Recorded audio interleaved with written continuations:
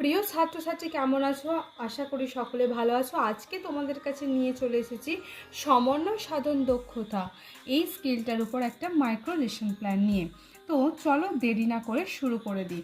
দেখো এখানে 3টে রো করেছি। এখানে বাঁদিকে রয়েতে দিয়েছি শিক্ষণ সংস্থার নাম, যে যার কলেজের নাম দেবে। শ্রেণী তৃতীয়, শিক্ষার্থীর সংখ্যা 10 জন, সময় 6 মিনিট, শিক্ষার্থীর শিক্ষক অথবা শিক্ষার্থীর নাম, ক্রমিক সংখ্যা এবং তারিখ।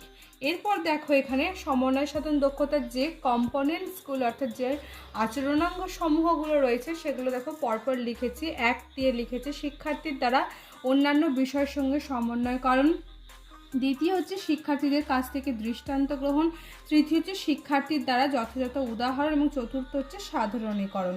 এরপর দেখো বিষয় হচ্ছে আমাদের পরিবেশ, একক হচ্ছে শরীর, উপ একক 1 দিয়ে করেছি সাঁতরে চলা এপার ওপার, 2 দিয়ে করেছি চারপাশে 12 মাস বন্ধুতে ভরা। যেহেতু এই টপিকটা ইউজ করবো তাই দেখো আমি এখানে একটা স্টার দিয়েছি। আজকের পাঠে দ্বিতীয়টা ব্যবহার করব তাই লিখেছি চারপাশ 12 মাস বন্ধুতে ভরা। এরপর দেখো এখানে আমি এই যে সমন্বয় সাধন দক্ষতা মেইন যে আমরা পাঠটাতে এসেছি সেখানে দেখো 4টে রয়ে ভাগ করেছি। বিষয়বস্তু শিক্ষিকার আচরণ, শিক্ষার্থীর আচরণ এবং আচরণাঙ্গ সমূহ। বিষয়বস্তুতে প্রথমে লিখে নিয়েছি চারপাশ 12 মাস বন্ধুতে ভরা। এখানে লিখেছি শিক্ষিকার আচরণে গুড মর্নিং স্টুডেন্টস, কেমন আছো? ভালো আছি। দেখো তো এই চারটিতে কি কি ছবি আঁকা আছে। এখানে হাঁস, টিকটিকি, বিড়াল, গরু, পাখি ইত্যাদির ছবি আঁকা আছে। শিক্ষার্থীর কাছ থেকে দৃষ্টান্ত গ্রহণ। হাঁসেরা সারাদিন জলে কি করে বলো তো? হাঁসেরা সারাদিন জলে সাঁতার কাটে। হাঁস ছাড়া আর কোন কোন প্রাণীরা জলে থাকে? সাপ, ব্যাঙ, কুমির, মাছ ইত্যাদি যথাযথ উদাহরণ। আচ্ছা, হাঁসেদের পায়ের আঙুলগুলো জোড়া থাকে কেন? হাঁসেরা যাতে ভালোভাবে সাঁতার কাটতে পারে তাই জন্য পায়ের পাতা জোড়া থাকে, তাই হাঁসেদের লিপ্তপদ প্রাণীও বলে। শিক্ষার্থীদের কাছ থেকে দৃষ্টান্ত গ্রহণ। হাঁস ছাড়া আর কোন প্রাণীর পায়ের পাতা জোড়া আছে? ব্যাঙের। যথাযথ উদাহরণ।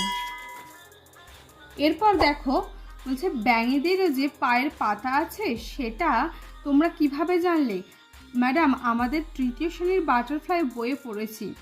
ইংরাজি বিষয়ের সঙ্গে সমন্বয় সাধন। ছবি দেখে বলো তো এটা কি পাখি? এটা শালিক পাখি। শিক্ষার্থীর কাছ থেকে দৃষ্টান্ত গ্রহণ। শালিক পাখি কি খায় বলো তো? কেঁচো খায়। আচ্ছা, কেঁচো আমাদের কি উপকার করে বলো তো? কেঁচো কৃষিকাজে খুব সাহায্য করে। কেঁচো নিচের মাটিকে উপরে তুলতে সাহায্য করে, এটাতে চাষিদের খুব উপকার হয়, তাই কেঁচোকে কৃষকের বন্ধু বলা হয়। ভূগোল বিষয়ের সঙ্গে সমন্বয় সাধন। আমাদের চারপাশে থাকা প্রাণীদের আমরা কি বন্ধু বলতে পারি? আমাদের চারপাশে থাকা প্রাণীরা আমাদের বিভিন্নভাবে কোনো না কোনো কাজে সাহায্য করে, তাই আমরা আমাদের চারপাশে থাকা প্রাণীদের অবশ্যই বন্ধু বলতে পারি। সাধারণীকরণ। তো এই ছিল আজকের বিষয়। আশা করছি ভিডিওটা তোমাদের খুবই ভালো লাগবে। যদি ভালো লেগে থাকে তাহলে অবশ্যই একটি লাইক করো। যারা এখনও পর্যন্ত আমার পালকুমার স্টাডি চ্যানেলটিকে সাবস্ক্রাইব করনি অবশ্যই কিন্তু চ্যানেলটিকে সাবস্ক্রাইব করে নিও। তো আজকের ভিডিওটা এই পর্যন্ত। দেখা হচ্ছে নতুন কোনো ভিডিওতে। সকলে ভালো থেকো, সুস্থ থেকো। ধন্যবাদ।